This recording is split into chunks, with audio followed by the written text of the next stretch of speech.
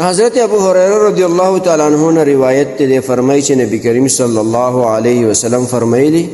چې د الله جل شانو ارشاد دی او الله فرمایي چې ما ته په خپل بندگانو کې زیات محبوب او خوخ هغه بنده چې هغه د روژه ماتي کې هغه جلتی کوي زر روژه ماتوي یعنی چې کله مر پریوزي بس بیا تاخیر نه کوي فورا روژه ماتوي د دې حدیث روایت ترمذی شریف کړی دی محترم مسلمانانو ورونو دې حدیث ته موږ تاسو دا خبره زده کړه چې مسلمانان به په روژه ماتي کې تعجیل کوي یعنی روژه به زر ماتي چې کله مر پریوته ماښام داخل شو دا نه چې ماښام داخل نه یو ته تعجیل کې نه چې ماښام داخل شو مر پریوتو بس فورا روژه ماتوه ځان به شیخ نه جوړی چې ودې صبر وکړه لږ صبر وکړه لږ صبر نه چې وخت داخل شو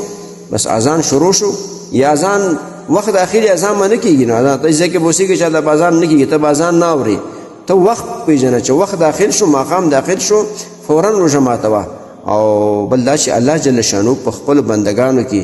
هغه بندگانو سره مینه محبت کوي هغه بندگان الله ته خوښ دي او ته ډېر محبوب دي چې هغه په روژه ماتي کې جلتی کوي تعجیل کوي یعنی زر روژه ماتي چې کله ماښام داخل شو چې ماښام داخل وي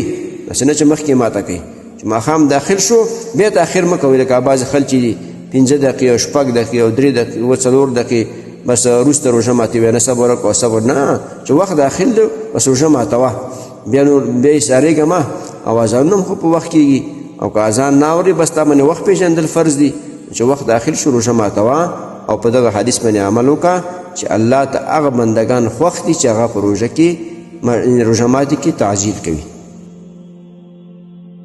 محترمو مسلمانانو ورونو تاسو ته چې کوم روزانه د حدیث د مفهوم راځي نو د مهربانۍ او د ثواب له مخې نورو مسلمانانو ته لیږدوئ او شیر کوئ.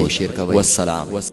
د دیوبندي مسلک حنفي کاروان سټوډیو لخوا وړاندې کیږي.